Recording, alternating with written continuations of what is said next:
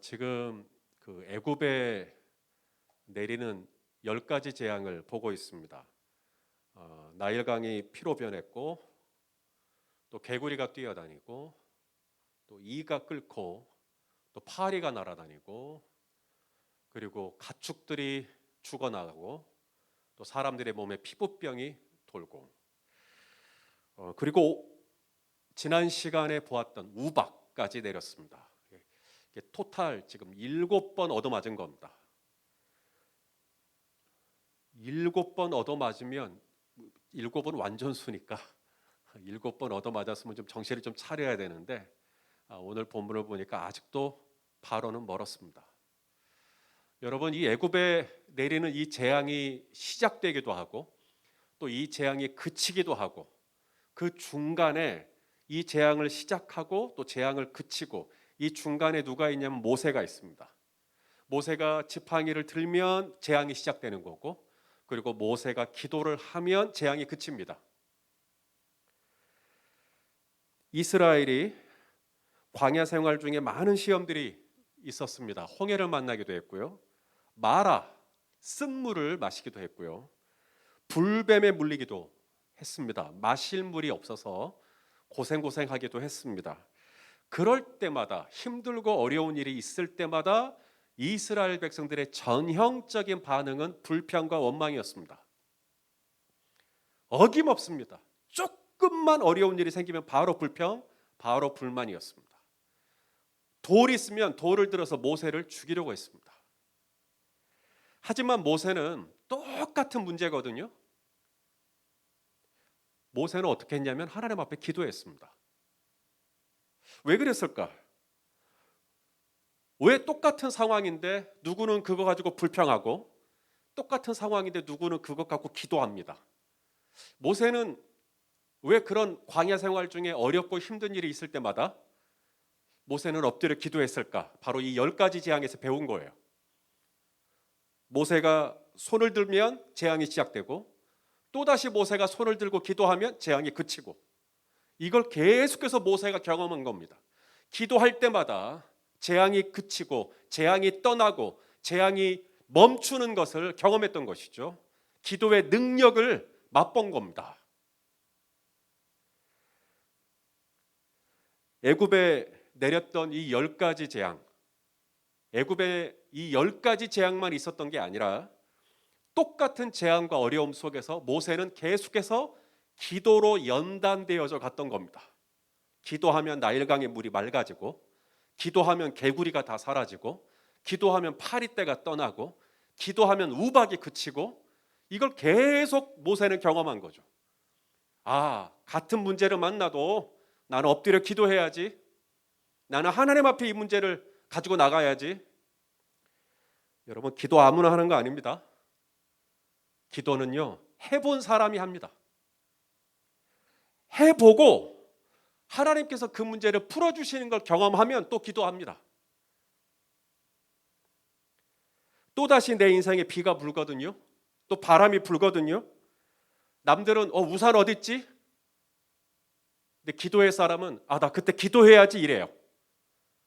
물론 그렇다고 비가 올 때 우산은 쓰지 말라는 얘기는 아닙니다.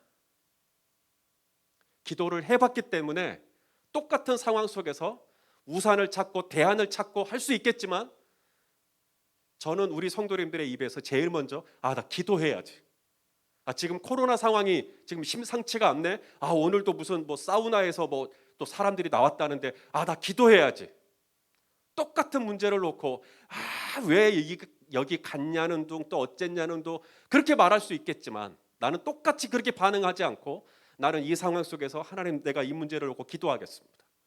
저도 성덕고등학교에서 한 학생이 나왔다고 해서 그 학생을 위해서 계속 기도하고 있습니다. 그 학생의 마음이 하나님 평강으로 붙들어 주시고 그 가족들 또한 지켜주십시오. 저는 기도가 그렇게 나오더라고요. 저는 오늘 본문을 묵상하면서 다시 한번 이 모세의 기도를 묵상하게 되었습니다. 모세의 기도, 어떤 특징이 있었을까요? 4가지를 오늘 말씀드리고자 합니다. 자, 28절을 보시면 바로가 모세에게 기도를 요청합니다. 기도해 주라, 이렇게 요청을 합니다. 자, 28절입니다. 오늘 본문 시작. 여호와께 구하여 이 우레소리와 우박을 그만 그치게 하라. 내가 너희를 보내리니 너희가 다시는 머물지 아니하리라. 자, 바로가 모세에게 기도해 달라, 여호와께 구하여, 여호와께 구해 달라, 기도해 달라 부탁합니다. 자, 왕이 기도해 달라고 했으니까 이제 기도해야죠. 그래서 모세가 기도를 어떻게 하는가 그 다음 절부터 보겠습니다. 자, 29절 시작. 모세가 그에게 이르되 내가 성에서 나가서 곧 내 손을 여호와를 향하여 펴리니 그리하면 우레소리가 그치고 우박이 다시 있지 아니할지라. 세상이 여호와께 속한 줄을 왕이 알리이다. 자, 관찰, 묵상을 할 때 관찰을 잘 하셔야 되는데요. 자, 29절을 보시면 몇 가지 동작들이 나옵니다. 첫째가 뭐냐면 내가 성에서 나가서 기도하겠다라고 이야기합니다. 모세의 기도의 첫 번째 특징입니다. 성에서 나가서 기도하겠습니다. 이건 뭘 의미할까요? 장소를 구별했다는 이야기입니다. 이전에 파리 재앙, 네 번째 재앙이죠. 파리 재앙이 있었을 때도 바로가 모세에게 기도를 요청했었습니다. 너희는 나를 위하여 간구하라. 그러면서 바로가 기도를 요청했었어요. 그래서 모세가 기도를 하거든요. 그때도 모세가 어디서 기도를 하냐면 왕을 떠나, 바로를 떠나 기도를 합니다. 우리 예수님도 기도를 어디서 하셨을까요? 예. 자, 읽어보시죠. 마가복음 1장 35절입니다. 시작. 새벽 아직도 밝기 전에 예수께서 일어나 나가 한적한 곳으로 가사 거기서 기도하시더니. 자, 예수님이 한적한 곳에서 기도하셨는데요. 한적한 곳에서 기도하시기 전에 우선 하셨던 행동이 뭐죠? 나가는 겁니다.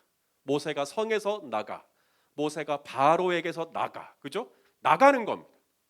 이것은 장소를 구별한 거죠. 기도를 하려면 일단 나가야 합니다. 여러분, 나간다라는 말이 무슨 말이냐면 공간을 바꾸는 거예요. 분위기를 좀 바꾸는 겁니다. 저는 모세가 굳이 성을 떠나지 않고서도 기도할 수 있다고 생각합니다. 여러분도 그러시죠? 그럼에도 불구하고 굳이 성을 나가서 그리고 왕을 떠나서 기도한 이유는 뭘까요? 기도 집중하는 데 도움이 되기 때문에 그래요. 왕이 바로 앞에 있거나 그 성에 머물러서 기도하는 게 방해가 된단 말이죠. 그래서 나가는 겁니다. 예수님께서도 굳이 나가서 한적한 곳을 찾으신 이유가 뭘까요? 집중하기 위해서죠. 여러분, 이 한적한 곳이라고 했으니까 한적한 곳은 어떤 곳이죠? 인적이 드문 곳일까요? 사람이 몇 사람 정도 있으면 인적이 드물고 한적하다라고 할 수 있나요? 그 기준이 뭔가요? 여러분, 예수님이 한적한 곳을 기도하셨는데요. 이 한적한 곳이라는 곳이 그 다음 본문에 보시면 예수님이 한적한 곳에서 기도하시더니 제자들이 나와 예수님께 이제 이야기를 합니다. 아침부터 사람들이 예수님을 찾습니다. 이 말은 무슨 말이냐면 예수님이 기도하셨던 그 한적한 곳은 제자들이 모르는 곳이 아닙니다. 인적이 드물고 사람의 발길이 닿지 않는 아주 깊은 곳에 가서 기도하셨다는 뜻이 아니라는 거죠. 예수님은 한적한 곳이라고 하는 것은 아예 사람이 아무도 없는 곳이라는 뜻이 아니라 제자들이 그곳을 알고 있었으니까요. 다시 말해 예수님께서 한적한 곳이라고 말씀하실 때 그곳의 의미는 하나님 아버지께 집중하기에 용이한 곳을 의미하는 겁니다. 기도는 그런 곳에서 해야 해요. 하나님께 집중하기에 용이한 곳. 예수님께서 복음서에 보면 기도할 때 물론 성전에서 기도해도 되죠. 교회당에 나와서 기도할 수 있는데요. 예수님께서 우리에게 어디에 가서 기도를 하라 그러시냐면 골방에 가서 기도하라 그래요. 기억나세요? 자, 마태복음 6장 6절 읽어보겠습니다. 시작. 너는 기도할 때 네 골방에 들어가 문을 닫고 은밀한 중에 계신 내 아버지께 기도하라. 은밀한 중에 보시는 내 아버지께서 갚으시리라. 자, 골방이 어디예요? 그러니까 서재예요? 주방이에요? 거실이에요? 예, 어디든 상관없습니다. 하나님께 집중하기에 용이한 장소가 네 골방입니다. 방을 하나 이렇게 구별해 갖고 골방이라고 붙여야 골방이 아니라, 그것이 설령 내 서재라 하더라도, 그것이 설령 그 테라스, 베란다라 할지라도, 내가 그곳에서 하나님 앞에 집중하며 기도하기에 용이하면 바로 그곳이 한적한 곳이요, 바로 그곳에서 그곳이 바로 내 골방이 되는 겁니다. 지금 저와 여러분은 모세의 기도, 모세의 영성을 오늘 저녁에 보고 있어요. 모세의 기도의 첫 번째 특징이 뭐라고요? 성을 나갔습니다. 장소를 구별했습니다. 자, 모세의 기도의 두 번째 특징을 또 보겠습니다. 29절을 보시면 성을 나가사, 그 다음에 모세가 한 행동이 뭐냐면 손을 여호와를 향하여 폈다라고 하는 부분입니다. 여러분, 손을 펴는 동작, 이것도 참 의미가 있겠지만 더 중요한 것은 손을 폈다라고 하는 이 동작보다도 이 손을 펴되 어디를 향해서 손을 폈다고요? 여호와를 향하여, 이 부분입니다. 모세가 손을 들고 기도했대요. 우리도 그럼 손을 들고 기도합시다. 엘리야가 무릎을 꿇고 기도했대요. 그럼 우리도 무릎을 꿇고 기도하죠 뭐. 역대하에 보면 서서 기도합니다. 역대하 20장 9절 말씀 한번 보시겠습니까? 시작. 만일 재앙이나 난리나 견책이나 전염병이나 기근이 우리에게 임하면 주의 이름이 이 성전에 있으니 우리가 이 성전 앞과 주 앞에 서서 이 환난 가운데서 주께 부르짖은즉 들으시고 구원하시리라 하였나이다. 예, 그럼 또 서서 기도할 수 있겠죠. 무릎 꿇고 기도하고 손을 들고 기도하고 서서 기도하고. 그런데 우리가 추구해야 할 것은 이런 동작이 아니라니까요. 우리가 진짜 추구해야 할 것은 여호와께 향하여. 모세의 기도의 두 번째 특징, 여호와께 향하여. 우리 성도님들이 있는 곳이 어디든 상관없어요. 자동차 안이어도 상관없습니다. 저는 자동차 안에서 기도가 잘 돼요. 저는 자동차 안에서 기도를 많이 합니다. 자동차 안에서 기도하다가 혼자 막 울기도 하고 그래요. 자동차 안이 저에게는 지성소입니다. 중요한 것은 내가 자동차 안이든 자동차 밖이든 내 마음과 내 생각이 여호와께 향하여 있는 곳, 그곳이 골방입니다. 그곳이 한적한 곳이에요. 그럼에도 자세도 분명히 중요합니다. 자세를 취하는 것이 기도를 하는데 도움이 됩니다. 무릎을 꿇으면요 훨씬 기도가 간절해지긴 합니다. 손을 들면 더 간절해집니다. 자리에서 벌떡 일어나서 손을 들고 기도하면 마음이 정말 간절해지기도 하죠. 그러므로 저는 자세도 무시할 수 없다고 생각합니다. 그러므로 장소도 구별하시고, 그리고 여호와를 향하여 내 몸의 자세도 구별하시는 겁니다. 오늘 모세의 기도를 통해 우리가 배울 수 있는 두 번째 특징입니다. 자, 세 번째 모세의 기도의 특징을 또 보겠습니다. 모세가 왜 이 우박과 이 불덩이가 그치기를 기도했는가? 자, 다시 한번 29절 말씀을 저랑 같이 읽도록 하겠습니다. 모세가 기도한 동기입니다. 기도한 목적이죠. 자, 시작. 모세가 그에게 이르되 내가 성에서 나가서 곧 내 손을 여호와를 향하여 펴리니 그리하면 우레소리가 그치고 우박이 다시 있지 아니할지라. 그러면서 뭐라 그래요? 세상이 여호와께 속한 줄을 왕이 알리이다. 모세가 기도한 동기입니다. 모세가 기도한 목적, 여호와를 알게 하기 위해서, 우리 하나님이 어떤 분인지 알게 하기 위해서 기도한 거예요. 단순히 비가 그치고 우박이 그치고 불덩이가 떨어지지 않기를 위해서 기도한 게 아닙니다. 재앙이 그치고 이 고난이 좀 지나가고 이 아픔이 빨리 좀 해결됐으면 좋겠고 그래서 기도한 거 아닙니다. 모세의 기도는요, 단순히 지금 내 눈앞에 있는 이 고난이 아니라 훨씬 더 높은 차원이에요. 하나님이 어떤 분인지 알도록 기도하고 있는 겁니다. 우리가 자녀들을 위해서 기도하죠. 우리 자녀가 대학에 합격하게 해주십시오. 우리 자녀가 좋은 직장에 취직하게 해주십시오. 기도할 수 있죠. 그런데 그것만이 아닙니다. 우리가 기도하는 동기는요, 내 자녀의 앞길이 잘 되기를 위해서 기도하는 게 아니라 내 자녀가 이번 일을 통하여 하나님이 여호와가 하나님인 것을 알게 하십시오. 하나님이 얼마나 내 자녀를 사랑하시는지를 알게 하시기를 원합니다. 하나님이 살아계신 분이라는 걸 인격적으로 체험하는 계기가 되기를 원합니다 라고 하는 것이죠. 이것이 단순히 합격이냐 불합격이냐의 차원이 아닙니다. 훨씬 더 높은 차원의 이유가 있는 겁니다. 온 세상이 여호와께 속한 줄을 알기를 원해서 모세가 기도한 겁니다. 물론 병에서 나으면 좋고, 기왕이면 승진하면 좋고, 기왕이면 좋은 곳에 취직하면 좋겠죠. 그래서 그곳으로 끝나면 안 돼요.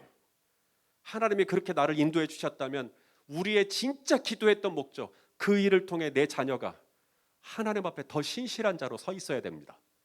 그래야 우리가 기도를 잘한 거예요. 근데 이제 기껏 해서 합격은 했고 그 자리까지 갔는데 그 다음부터 신앙이 이상해진다면 정말 마음이 아프겠죠. 사랑하시는 성도 여러분, 우리가 모세의 기도를 오늘 저녁에 보고 있어요. 모세의 기도는 하나님 앞에 기도할 때 장소를 구별했어요. 그리고 자세를 손을 딱 펴면서 여호와께 펴면서 그렇게 기도했어요. 또 모세의 기도는요, 그 동기가 뭐냐면 하나님을 알도록 하기 위해서 기도했어요. 자, 이제 네 번째입니다. 자, 모세의 기도, 저는 이 네 번째가 가장 저에게 찔림이 됐습니다. 자, 모세가 기도하거든요. 자, 모세는 자기가 기도하면 비가 그치고 우레소리가 그칠 것을 믿었나요? 믿었어요. 하지만 그렇게 비가 그치고 우레소리가 그치고 나면 바로가 그랬잖아. 내가 이 백성 보내겠다고. 정말로 바로가 보낼까요? 비가 그치고 우레소리가 그치면 이 강팍했던 바로가 과연 히브리 민족들을 애굽에서 보내줄까? 아니죠. 근데 이것을 모세가 알고 기도하느냐 모르고 기도하느냐 이 부분입니다. 바로가 어떻게 나올 줄을 알고 기도하느냐 모르고 기도하느냐. 자, 오늘 모세가 이런 얘기를 합니다. 기도하기 전입니다. 아직. 자, 30절 말씀입니다. 시작. 그러나 왕과 왕의 신하들이 여호와 하나님을 아직도 두려워하지 아니할 줄을 내가 아나이다. 여러분, 이 말이 무슨 말인지 아시겠어요? 그러니까 자기가 가서 성에 나가서 손을 들고 기도하고 온 세상에 여호와께 속한 줄을 알도록 기도할 건데, 그렇게 기도를 해도 바로는 마음을 열고 이 백성을 보낼 것을 모세는 알고 기도합니까? 모르고 기도합니까? 이 애굽에서 이스라엘 백성을 보내지 않으리라는 것을 모세는 알고 기도합니다.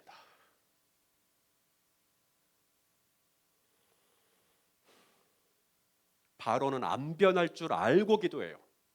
상황이 안 변할 줄 알고 기도하는 겁니다.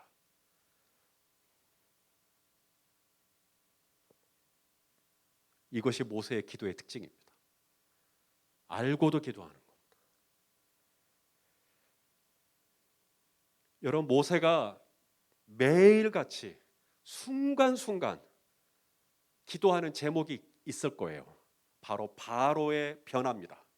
바로 왕의 마음이, 그 완악한 마음이 풀어지고 녹아지고 깨지고, 그래서 그 바로가 고통받는 이스라엘 민족을 애굽에서 내보낼 수 있도록 매일같이 기도합니다. 순간순간 기도합니다. 그날 아침에도 모세는 일어나자마자 눈곱도 떼지 않고 어쩜 포트에 물을 올려놓고 그 순간에도 기도했을 거예요. 오 아버지, 오늘이라도 저 완악한 바로의 마음이 녹아지게 하여 주옵소서. 그 마음이 바뀌어지게 하여 주시옵소서라고 기도했을 거예요. 우리가 기도하는 이유, 기대감 때문입니다. 오늘이라도 내가 기도하면 하나님께서 바로의 마음을 바꿔주시겠지. 오늘이라도 내가 기도하면 하나님이 내 남편의 마음을 혹은 내 자녀들의 마음을 주님이 붙잡아 주시겠지. 기대감 때문에 하는 겁니다. 그런데 모세는요, 왜 기도하냐면요, 내가 오늘 기도를 하고 우박재앙이 그치고 나서도 여전히 바로가 여호와를 경외하지 않을 줄 알고도 기도합니다. 여전히 상황은 조금 더 호전되지 않으리라는 걸 알고도 기도합니다. 그래서 모세의 기도가 놀라운 겁니다. 우리 예수님 겟세마네 동산에서 기도하시죠. 그날 저녁 예수님이 기도를 잘만 하면 예수님에게 허락될 이 고난의 잔이 무사히 넘어갈 것을 알고 기도하시는 겁니까? 그날 저녁 우리 예수님이 아무리 몸부림을 치고 기도를 해도 예수님에게 허락한 고난의 잔 단 한 방울도 예수님을 어김없이 빗나가지 않습니다. 그걸 알고도 기도하는 거예요. 아버지여, 할만하시거든 이 잔을 옮기시옵소서. 그러나 내 뜻대로 마시고 아버지 뜻대로 되기를 원합니다. 어차피 아버지 뜻대로 된다라는 걸 알고 있어요. 예수님은 내 뜻대로 절대 되지 않을 거라는 걸 알고 있어요. 그래도 기도할 수 있겠는가? 내가 지금 기도해도 조금도 상황은 변화되지 않으리라는 걸 알고도 기도할 수 있겠는가? 그래서 이 네 번째 모세의 기도의 특징이 가장 저에게 찔림이 됐고 도전이 됐던 겁니다. 저는 기대감을 가지고 기도하거든요. 그리고 뭐가 될 것 같으니까 막 기도하거든요. 그런데 어쩌면 아무리 내가 기도를 해도 지금 이 코로나가 언제까지 될지는 모르겠어요. 그렇기 때문에 기도를 포기해버리는 게 아니라 그걸 알고도 기도할 수 있겠는가? 상황이 조금 더 나아지지 않을 거라는 걸 알고도 기도할 수 있겠는가? 내가 오늘 기도를 해도 확진자 수가 줄어들지 않을지도 모르겠지만 그럴지라도 기도할 수 있겠는가? 오늘 모세의 기도가 저와 여러분에게 주는 도전입니다. 찬송가 364장, 우리가 1년 365일인데 하루 빼면 364겠죠. 364장이 뭐냐면 내 기도하는 그 시간, 그때가 가장 즐겁다 이겁니다. 내 기도하는 그 시간, 그때가 가장 즐겁다. 여러분 기도하는 시간이 즐거우세요? 왜 그럴까요? 기도의 맛을 알았기 때문에 그래요. 기도는 맛이 있어요. 맛이 있으니까 기도도 해요. 맛이 없으면 기도 안 하죠. 기도하면 나일강의 물이 깨끗하게 되고, 기도하면 막 개구리 떼들이 사라지고, 기도하면 막 파리 떼들이 다 없어지고, 기도하면 우박이 그치고. 그러니까 기도가 즐거운 거예요. 그러니까 기도를 할 만한 것입니다. 그런데 오늘 모세의 기도는 거기서 더 나가요. 기도할 때 어느 날은 맛이 전혀 느껴지지 않는 날이 있어요. 기도할 맛이 조금도 들지 않는 날이 있습니다. 오늘은 진짜 기도하고 싶지 않다 싶은 날이 있습니다. 그때도 기도할 수 있겠는가? 아무리 기도해도 그 인간 바뀔 것 같지 않아요. 아무리 기도해도 바로는 변할 것 같지 않아요. 아무리 기도해도 이 상황은 조금도 나아지지 않을 거예요. 아무리 기도해도 이 나라는 그대로일 것 같아요. 아무리 기도해도 한국교회는 그대로일 것 같아요. 아무리 기도해도 내가 사랑하는 공동체가 어떻게 될 것 같아요. 여러분, 그럴지라도 오늘 내가 기도한다고 해서 당장에 어떤 변화가 보이지 않는다 할지라도 주여, 여전히 내가 기도의 자리에 나아갈 수 있겠는가? 바로는 하나님 경외하지 않을 거예요. 모세는 알고도 성을 나가 여호와께 손을 펴며 온 세상이 여호와께 속한 줄을 알도록 바로를 위해서 기도합니다. 사랑하시는 성도 여러분, 이제 말씀 마칠게요. 4가지. 여러분 성 나가십시오. 분위기를 바꾸라고요. 한적한 곳을 찾으십시오. 여러분의 골방을 회복하십시오. 지금 골방을 따로 만들지 않아도 이미 골방에 들어가신 분들이 계셔요. 자가격리. 그 자가격리 하는 동안 좋은 날이에요. 이제 더 기도하시면 됩니다. 기도하려거든 여러분 어떻게 하라고요? 그냥 눈만 감고 기도하지 말고 무릎을 꿇든지 손을 펴든지 아니 자리에서 벌떡 일어나든지 새벽에 기도할 때 우리 성도님들 이 세 가지 동작 다 나옵니다. 의자 위에 올라가서 무릎 꿇고 기도하시는 분, 손 들고 기도하시는 분, 일어서서 기도하시는 분. 모세가 기도할 때는 그 목적과 동기가 단순히 내 자녀가 이렇게 되게 해주시고 상황이 이렇게 되게 해주시고가 아니라 세상이 여호와가 하나님인 것을 알도록 바로 그 숭고한 목적을 위해서 기도했다라는 거예요. 마지막 모세의 기도는 맛이 없어도 기도했어요.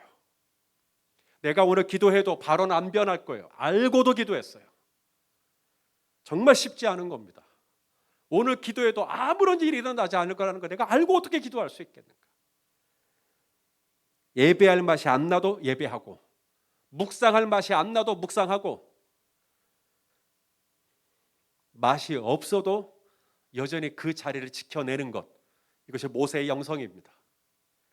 사랑하시는 성도 여러분, 물론 우리가 기대감을 가지고 하나님 앞에 나아가죠. 하지만 늘 기대감만 있지는 않을 거예요. 누군가는 오늘 이 저녁에 이 유튜브로 예배를 드릴 때 정말 나 오늘 예배 드리기 싫었어요. 나 오늘 정말 아무 맛이 느껴지지 않았어요.